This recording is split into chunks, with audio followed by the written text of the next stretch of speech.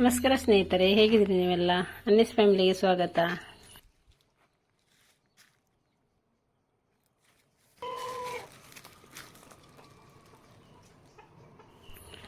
ಈಗ ಸ್ವಲ್ಪ ಚಳಿ ಹಾಗೂ ತಂಪಾದ ಗಾಳಿ ಸ್ಟಾರ್ಟ್ ಆಗಿದೆ. ಮೈಯೆಲ್ಲ ಒಣಗಿದಂತಾಗ್ತದೆ. ತಲೆಗೂದಲಿಗೆ ಮಾಡಿಟ್ಟ ಎಣ್ಣೆ ಕೂಡ ಖಾಲಿಯಾಗಿದೆ. ಅದಕ್ಕೆ ಸ್ವಲ್ಪ ಭೃಂಗರಾಜ ತರಲಿಕ್ಕಿದೆ.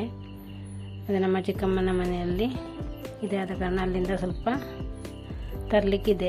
ಬನ್ನಿ ಹೋಗೋಣ.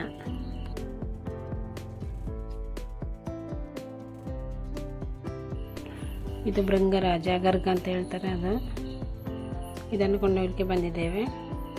ಈಗ ನೆಲೆಲ್ಲ ಒಣಗಿದ ಕಾರಣ ಕೆಲವು ಕಡೆ ಮಾತ್ರ ಇದೆ. ಮಳೆಗಾಲದಲ್ಲಿ ಎಷ್ಟೋ ಇರ್ತದೆ. ಈಗ ಅಲ್ಲಲ್ಲಿ ಚಿಗುರಿದ ಕೆಲವು ಮಾತ್ರ ಬಾಕಿ ಇವೆ. ಅದನ್ನೀಗ ತಗೊಂಡೋಗ್ಲಿಕ್ಕೆ ಬಂದಿದ್ದೇವೆ. ಈ ಭೃಂಗರಾಜ ಗರ್ಗ ಹಾಕುವುದರಿಂದ ಕೂದಲು ಕಪ್ಪಾಗಿ ಉಳಿಯುತ್ತದೆ. ಆದ ಕಾರಣ ಎಣ್ಣೆಯೊಂದಿಗೆ ಅದನ್ನು ಕೂಡ ಸ್ವಲ್ಪ ಕಾಯಿಸಿ ರೆಡಿ ಮಾಡಿಡುವುದು. ಇದು ಹೈಬ್ರಿಡ್ ಜಾತಿಯ ಹಲಸಿನಕಾಯಿ.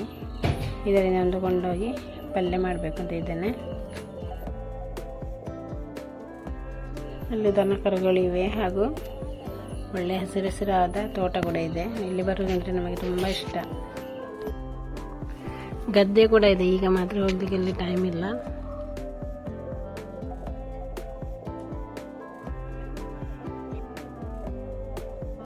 ಈಗ ಬಿಂಬಳಿಯ ಸೀಸನ್ ಆದ್ದರಿಂದ ಮರದಲ್ಲಿ ತುಂಬ ಬಿಂಬಳಿ ಇದೆ. ಇನ್ನೂ ಕೂಡ ಆಗ್ತಾ ಇದೆ. ಇದರಲ್ಲಿ ಈ ತೋಟದಲ್ಲಿ ಬೇರೆ ಬೇರೆ ಥರದ ಫ್ರೂಟ್ಸ್ಗಳಾಗ್ತವೆ. ಜಂಬು ನೇರಳೆ ಹಾಗೂ ಪೇರಳೆ, ಕೊಕ್ಕೋ ಹಾಗೂ ಬೇರೆ ಬೇರೆ ಥರದ ಫ್ರೂಟ್ಸ್ ಇರ್ತದೆ. ಆದರೆ ಈ ಟೈಮಲ್ಲಿ ಎಲ್ಲ ಉದುರಿ ಹೋಗಿದೆ.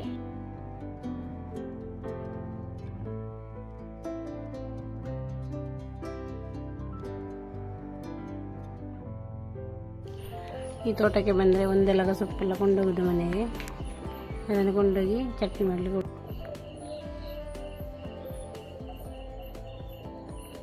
ತಿಮರ ಚಟ್ನಿ ಮಾಡಬೇಕು ಅಂತಂದರೆ ಈ ತೋಟಕ್ಕೆ ನಾವು ಬರ್ತೇವೆ.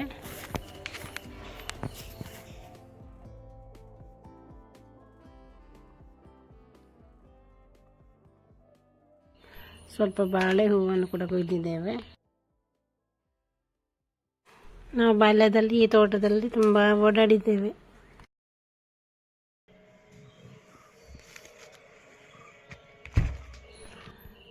ಯಾವುದೋ ಬಾಳೆ ಹೂವಿನ ಪಲ್ಯವನ್ನು ಮಾಡಿದೆವು.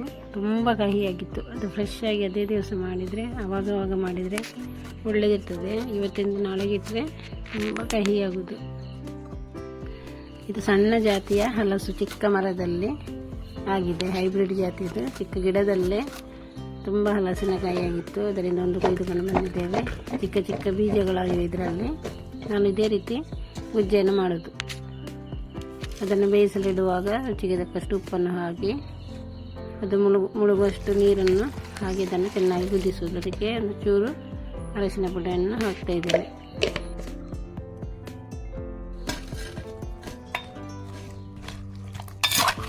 ಅರಸಿನ ಪುಡಿಯನ್ನು ಹಾಕಿದ್ದೇನಲ್ಲ, ಆದ ಕಾರಣ ಒಮ್ಮೆ ಚೆನ್ನಾಗಿ ಮಿಕ್ಸ್ ಮಾಡಿ ನಂತರ ಅದನ್ನು ಚೆನ್ನಾಗಿ ಬೇಯಿಸುವುದು. ಈ ಟೈಮಲ್ಲಿ ಹೊರಗೆ ಅಡುಗೆ ಮಾಡೋದ್ರಿಂದ ತುಂಬ ಖುಷಿಯಾಗೋದು. ಆದ ಕಾರಣ ನಾನು ಕಿಟಿಗೆಯಲ್ಲಿ ಸಣ್ಣ ಒಲೆಯನ್ನು ಮಾಡಿ ಅಲ್ಲಿ ಬೇಯಿಸ್ತಾ ಇದ್ದೇನೆ.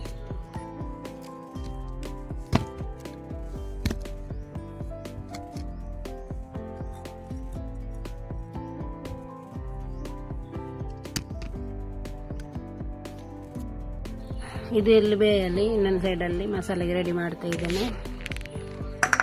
ಒಂದು ಗಡಿ ತೆಂಗಿನ ತುರಿ, ನಂತರ 1 ಚಮಚದಷ್ಟು ಊಟದ ಅಕ್ಕಿ, ಸ್ವಲ್ಪ ಉದ್ದಿನ ಬೇಳೆ, ಸ್ವಲ್ಪ ಮೆಂತ್ಯ, 1 ಚಮಚದಷ್ಟು ಜೀರಿಗೆ, 2 ಚಮಚದಷ್ಟು ಕೊತ್ತಂಬರಿ, ಇಷ್ಟನ್ನೆಲ್ಲ ಹಾಕಿ ಫ್ರೈ ಮಾಡೋದು.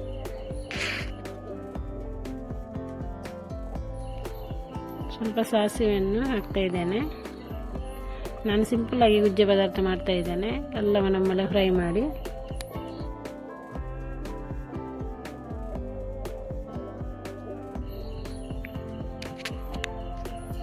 ಮೊದಲಿಗೆ ಅಕ್ಕಿಯನ್ನು ಫ್ರೈ ಮಾಡಿದರೆ ಒಳ್ಳೆಯದು. ನಾನು ಎಲ್ಲವನ್ನು ಒಮ್ಮೆಲೆ ಹಾಕ್ತಾ ಇದ್ದೇನೆ.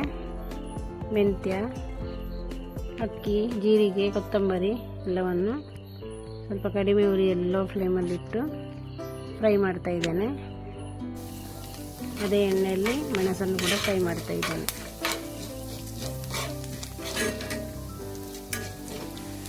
ಉದ್ದಿನಬೇಳೆ ಹಾಗೂ ಅಕ್ಕಿ, ಕೊತ್ತಂಬರಿಯನ್ನು ಫ್ರೈ ಮಾಡುವಾಗಲೂ ಒಳ್ಳೆ ಪರಿಮಳ ಬರ್ತಾ ಇದೆ.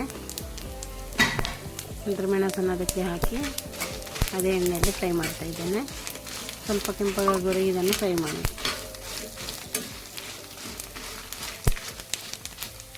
ಈ ರೀತಿ ಪಲ್ಯ ಮಾಡಿದರೆ ಬೇಗನೆ ಪಲ್ಯ ರೆಡಿಯಾಗೋದು. ಇದಕ್ಕೆ 5-6 ಎಸಳು ಬೆಳ್ಳುಳ್ಳಿಯನ್ನು ಹಾಕ್ತಾ ಇದ್ದೇನೆ. ಇದನ್ನೆಲ್ಲ ಫ್ರೈ ಮಾಡಿ ಆಯಿತು.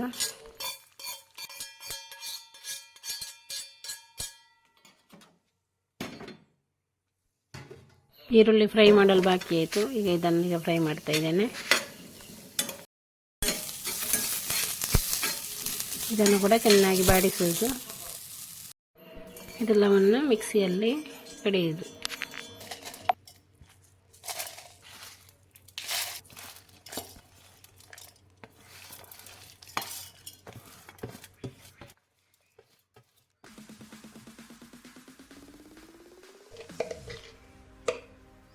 ಒಂದು ಸ್ವಲ್ಪ ಅರಶಿನ ಪುಡಿ ಹಾಗೂ ಸಣ್ಣ ತುಂಡು ಹುಣಸೆ ಹುಳಿಯನ್ನು ಹಾಕ್ತಾ ಇದ್ದೇನೆ.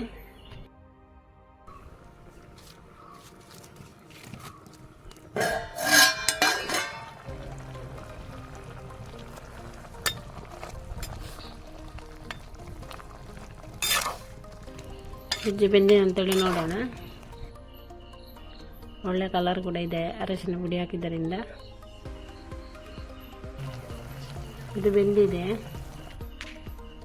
ಇದರ ನೀರನ್ನು ಬಿಸಿರಬೇಕಂತೇನಿಲ್ಲ. ಇದರ ಹೋಳುಗಳನ್ನು ನಾನು ತೆಗಿತಾ ಇದ್ದೇನೆ. ಈ ನೀರನ್ನೊಂದು ಸೈಡಲ್ಲಿ ಇಟ್ಟು ಮಸಾಲೆಯನ್ನು ಹಾಕುವಾಗ ಅದಕ್ಕೆ ಬೇಕಾದರೆ ಸೇರಿಸಿದರೆ ಆಯಿತು. ಇದು ಬಿಸಿ ಬಿಸಿ ಇರುವಾಗಲೇ ಲಟ್ಟಣಿಯಲ್ಲಿ ಈ ಥರ ಪುಡಿ ಮಾಡ್ತಾ ಇದ್ದೇನೆ. ಪುಡಿ ಮಾಡಿದರೆ ಒಳ್ಳೆ ಟೇಸ್ಟ್ ಆಗಿರ್ತದೆ. ಮಸಾಲೆ ಚೆನ್ನಾಗಿ ಹೀರಿಕೊಳ್ಳುವುದು.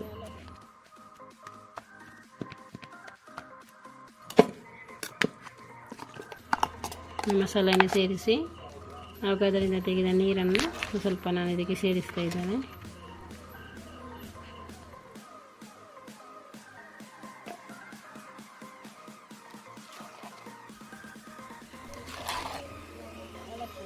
ಇದರಲ್ಲಿ ಬೇಯಲ್ಲಿ ಒಂದೊಳ್ಳೆ ಒಗ್ಗರಣೆಗೆ ಸ್ವಲ್ಪ ಬೇವಿನ ಸೊಪ್ಪನ್ನು ಕೊಯ್ದುಕೊಂಡು ಬರೋಣ. ಇದು ಸಣ್ಣ ಗಿಡದಲ್ಲಿರುವುದು. ಗಿಡದಿಂದ ತೆಗೆದರೆ ಬೇಗನೆ ಬೆಳೆಯೋದಿಲ್ಲ. ಆದ ಕಾರಣ ಇದು ಬೆಳೆಯಲೇ ಇಲ್ಲ. ಬೇರೆ ಗಿಡ ಇಲ್ಲದ್ದರಿಂದ ಇದರಿಂದಲೇ ನಾನು ಕೊಯ್ಯುವುದು. ಗಿಡ ಒಂದಿದೆ, ಅದರಲ್ಲಿ ಸೊಪ್ಪು ಸ್ವಲ್ಪ ಕಡಿಮೆ ಇರುವುದು. ಇಲ್ಲಿ ಗುಜ್ಜೆ ಪಲ್ಯ ಒಳ್ಳೆ ಕುದೀತಾ ಇದೆ. ಇನ್ನು ಇದಕ್ಕೆ ಒಂದು ಒಳ್ಳೆಯ ಒಗ್ಗರಣೆಯನ್ನು ಕೊಡೋಣ.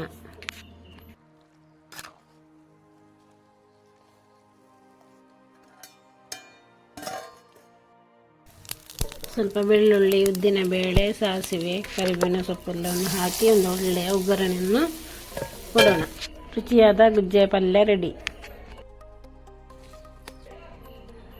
ಈಗ ತುಂಬ ಚಳಿ ಇದೆ, ಮೈಯೆಲ್ಲ ಒಣಗಿದಂತೆ ಆಗ್ತದೆ, ಕಣ್ಣೆಲ್ಲ ಉರಿತದಲ್ಲ. ಆದ ಕಾರಣ ನಾನೊಂದು ಮದ್ದನ್ನು ಹೇಳ್ತಾ ಇದ್ದೇನೆ. ಈ ದಾಸವಾಳದ ಸೊಪ್ಪಿನ ಸರಳಿಯನ್ನು ಮಾಡಿ ತಲೆಗೆ ಹಾಕುವುದರಿಂದ ಕಣ್ಣೂರಿ ಎಲ್ಲ ತುಂಬ ಕಡಿಮೆ ಆಗುವುದು. ಬಿಸಿಲಿಗೆ ಸೆಕೆ ಟೈಮಲ್ಲಿ ಕೂಡ ಚಿಕ್ಕಂದಿನಿಂದಲೇ ನಾವು ಇದನ್ನೇ ಹಾಕುವುದು. ಯಾವ ಶ್ಯಾಂಪನ್ನು ಕೂಡ ನಾವು ಬಳಸಲಿಲ್ಲ. ಇದು ಆರೋಗ್ಯಕ್ಕೆ ತುಂಬ ಒಳ್ಳೆಯದು. ದಾಸವಾಳದ ಸೊಪ್ಪು ಹಾಗೂ ದಾಸವಾಳದ ಹೂವು ಮತ್ತು ಗೋರಂಟಿಗೆ ಹೂವಿನ ಸೊಪ್ಪು, ತುಳಸಿ ಸೊಪ್ಪು ಇದನ್ನೆಲ್ಲ ಹಾಕಿ ನಾವು ಇದೇ ರೀತಿ ಸರಳಿಯನ್ನು ಮಾಡ್ತಾಯಿದ್ದೆವು. ಮಲಯಾಳದಲ್ಲಿ ತಾಳಿ ಅಂತ ಹೇಳ್ತಾರೆ.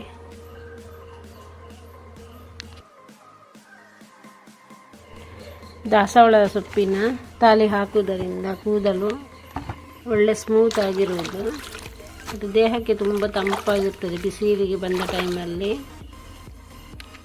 ಈ ಸರಳಿಯನ್ನು ಹಾಕಿ ಸ್ನಾನ ಮಾಡಿದರೆ ತುಂಬ ತಂಪಾಗ್ತದೆ. ಆರೋಗ್ಯಕ್ಕೆ ಕೂಡ ತುಂಬ ಒಳ್ಳೆಯದು. ಮೈಗ್ರೇನ್ ತಲೆನೋವಿರುವವರು ಇದನ್ನು ಮಧ್ಯಾಹ್ನದ ಹೊತ್ತಲ್ಲಿ ತುಂಬ ಬಿಸಿಲಿರೋ ಟೈಮಲ್ಲೆಲ್ಲ ತಲೆಗೆ ಹಾಕಿ ಸ್ನಾನ ಮಾಡುವುದರಿಂದ ತಲೆನೋವೆಲ್ಲ ದೂರವಾಗುವುದು. ಅದು ಏನೋ ತುಂಬ ಖುಷಿಯಾಗೋದು ಇದನ್ನು ಹಾಕಿ ತಲೆಗೆ ಸ್ನಾನ ಮಾಡಿದರೆ. ನಮ್ಮ ಮನೆಯಲ್ಲಿ ಗಂಡಸರು ಹೆಂಗಸರು ಎಲ್ಲರೂ ಇದನ್ನು ತಲೆಗೆ ಹಾಕಿ ಸ್ನಾನ ಮಾಡ್ತಿದ್ವಿ. ರಾತ್ರಿ ಆದರೆ ಇದನ್ನು ಸೋಸಿ ಸ್ವಲ್ಪ ಬಿಸಿ ನೀರನ್ನು ಹಾಕಿ ಒಂದು ಅರ್ಧ ಗಂಟೆ ನಂತರ ಸ್ನಾನ ಮಾಡೋದು.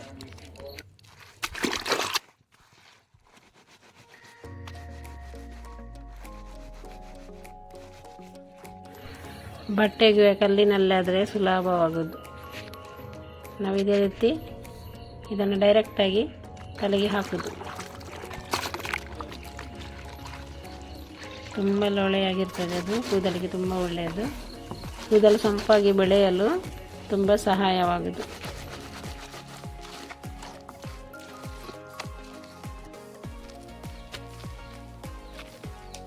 ನೀವು ಕೂಡ ತುಂಬ ಬಿಸಿಲಿರುವ ಟೈಮಲ್ಲಿ ಇದೇ ರೀತಿ ಮಾಡಿ ನೋಡಿ, ಏನೋ ಒಂಥರ ಖುಷಿಯಾಗೋದು. ಒಂದು 10 ನಿಮಿಷದ ನಂತರ ತಲೆಗೆ ಸ್ನಾನ ಮಾಡಿದರೆ ಆಯಿತು.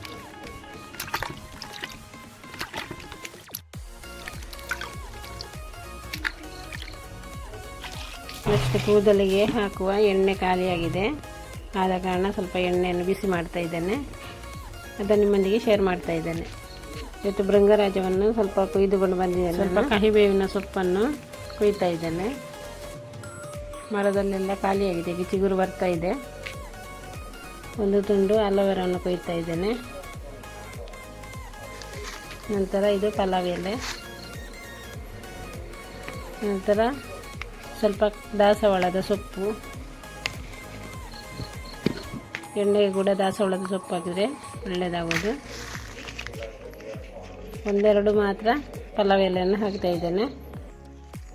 ಚೆನ್ನಾಗಿ ಬೆಳೆದ ಒಂದು ಎಲೆಯನ್ನು ಇದಕ್ಕೆ ಹಾಕ್ತಾ ಇದ್ದೇನೆ. ಸ್ವಲ್ಪ ತುಳಸಿ ಎಲೆ, ದಾಸವಾಳದ ಎಲೆ, ಕೈಬೇವಿನ ಸೊಪ್ಪು, ಬೇವು ಸೊಪ್ಪು, ಇದನ್ನೆಲ್ಲ ತೆಂಗಿನ ಎಣ್ಣೆಯಲ್ಲಿ ಕರಿತಾ ಇದ್ದೇನೆ ನಾನು.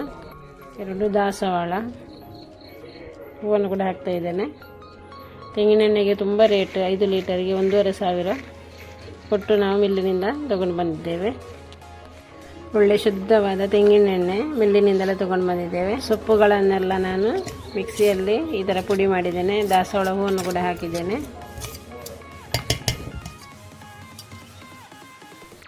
ಗರ್ಗವನ್ನು ಮಾತ್ರ ನನಗೆ ಹಾಕಲಿಕ್ಕೆ ನೆನಪಾಗಲಿಲ್ಲ, ಮತ್ತು ಎಣ್ಣೆ ಫ್ರೈ ಮಾಡುವಾಗ ಅದಕ್ಕೆ ನಾನು ಹಾಕಿದೆ.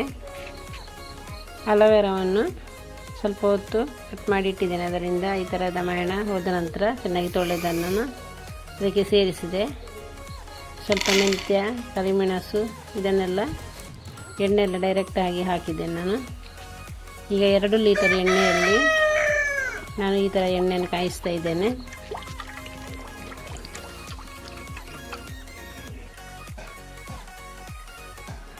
ಈ ಥರದ ಎಣ್ಣೆ ತಯಾರಿಸುವಾಗ ಒಳ್ಳೆಯ ಕೊಬ್ಬರಿ ಎಣ್ಣೆಯನ್ನೇ ಉಪಯೋಗಿಸೋದು ಒಳ್ಳೆಯದು. ತುಂಬ ಸಮಯಕ್ಕೆ ಕೂಡ ಏನು ಹಾಳಾಗುವುದಿಲ್ಲ. ಮೊದಲಿಗೆ ನಾನು ಈರುಳ್ಳಿಯನ್ನು ಹಾಕ್ತಾ ಇದ್ದೇನೆ. ನಂತರ ಮೆಂತ್ಯ ಮತ್ತು ಕಾಳು ಮೆಣಸನ್ನು ಸೇರಿಸ್ತಾ ಇದ್ದೇನೆ. ಭೃಂಗರಾಜ ಕೂಡ ಬಾಕಿಯಾಗಿತ್ತು, ಅದನ್ನು ಕೂಡ ಈಗ ಕಟ್ ಮಾಡಿ ಅದಕ್ಕೆ ಸೇರಿಸ್ತಾ ಇದ್ದೇನೆ. ಮೊದಲಿಗೆ ಮಿಕ್ಸಿಯಲ್ಲಿ ಗ್ರೈಂಡ್ ಮಾಡಿದಂತಹ ಸೊಪ್ಪುಗಳನ್ನು ಹಾಕ್ತಾ ಇದ್ದೇನೆ. ನಂತರ ಭೃಂಗರಾಜವನ್ನು ಸೇರಿಸ್ತಾ ಇದ್ದೇನೆ. ಈ ಭೃಂಗರಾಜ ಹಾಕಿದರೆ ಕೂದಲು ಕಪ್ಪಾಗಿ ಉಳಿಯುವುದಕ್ಕೆ ತುಂಬ ಸಹಾಯ ಆಗುವುದು. ನಾನು ಕೂಡ ಕೂದಲನ್ನು ಇಷ್ಟವರೆಗೆ ಡೈ ಮಾಡಲಿಲ್ಲ, ಅದರ ಅಗತ್ಯವೂ ಬೀಳಲಿಲ್ಲ. ಡೈ ಮಾಡಿದರೆ ದೃಷ್ಟಿ ಕಡಿಮೆ ಆಗ್ತದೆ ಅಂತ ಹೇಳ್ತಾರೆ, ಆದ ಕಾರಣ ನಾನು ಡೈ ಮಾಡಲಿಕ್ಕೆ ಹೋಗಲಿಲ್ಲ. ಯಾಕೆಂದರೆ ಟೈಲರಿಂಗ್ ಕೆಲಸ ಮಾಡೋವರಿಗೆ ಕಣ್ಣಿಗೆ ದೃಷ್ಟಿ ಕಡಿಮೆ ಆದರೆ ತುಂಬ ಕಷ್ಟ ಆಗೋದು.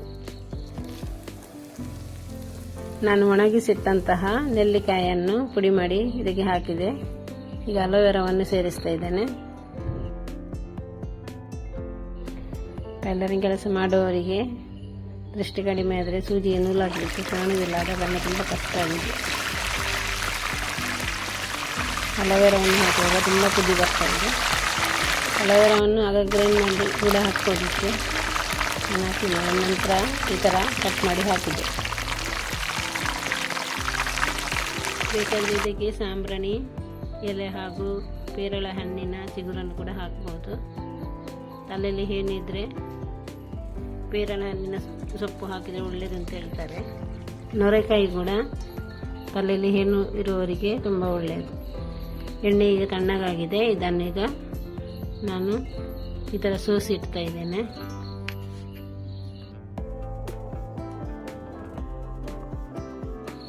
ಇದರ ಕಲರ್ ಕೂಡ ಚೇಂಜ್ ಆಗಿದೆ. ಒಳ್ಳೆ ಪರಿಮಳ ಬರ್ತಾ ಇದೆ. ಈರುಳ್ಳಿಯನ್ನು ಕೂಡ ಹಾಕಿದ್ದೇವಲ್ಲ, ಒಳ್ಳೆ ಪರಿಮಳ ಬರ್ತಾ ಇದೆ. ಈ ಎಣ್ಣೆಯನ್ನೀಗ ಕ್ಲೀನ್ ಆಗಿರುವಂಥ 2 ಬಾಟಲ್ಗೆ ತುಂಬಿಸಿಡ್ತಾ ಇದ್ದೇನೆ. ಎಣ್ಣೆ ರೆಡಿಯಾಗಿದೆ.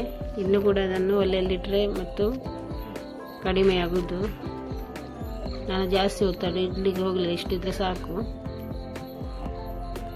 ತುಂಬ ಹೊತ್ತು ಇಟ್ಟರೆ ಅದರ ಅರ್ಧದಷ್ಟಾಗ್ಬೋದು, ಇಷ್ಟಿಟ್ಟರೆ ಸಾಕಾಗೋದು. ಆದ ಕಾರಣ ನಾನು ಇದನ್ನು ತೆಗೆದು ಬಾಟಲಲ್ಲಿ ತುಂಬಿಸಿಟ್ಟಿದ್ದೇನೆ. ಇದು 1 ವರ್ಷಕ್ಕೆ ಕೂಡ ಏನು ಹಾಳಾಗುವುದಿಲ್ಲ. ತುಂಬ ಸಮಯದವರೆಗೆ ಇದನ್ನು ಉಪಯೋಗಿಸಬಹುದು.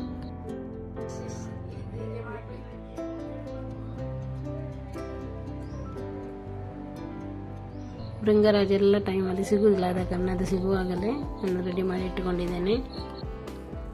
ಈ ಎಣ್ಣೆಯನ್ನು ಯಾರಿಗೆ ಕೂಡ ಯೂಸ್ ಮಾಡ್ಬೋದು. ಚಿಕ್ಕ ಮಕ್ಕಳಿಗೂ ಧೈರ್ಯದಲ್ಲಿ ಇದನ್ನು ಯೂಸ್ ಮಾಡ್ಬೋದು.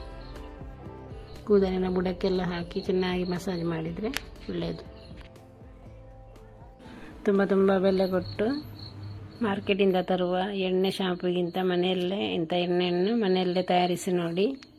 ನಮ್ಮ ಈ ಸಿಂಪಲ್ ಆದ ವಿಡಿಯೋ ಇಷ್ಟವಾದರೆ ಒಂದು ಲೈಕ್ ಕೊಡಿ, ಶೇರ್ ಮಾಡಿ, ಸಬ್ಸ್ಕ್ರೈಬ್ ಮಾಡಿ. ಇನ್ನು ಮುಂದಿನ ಒಂದು ಒಳ್ಳೆಯ ವಿಡಿಯೋದೊಂದಿಗೆ ಸಿಗೋಣ. ಬಾಯ್.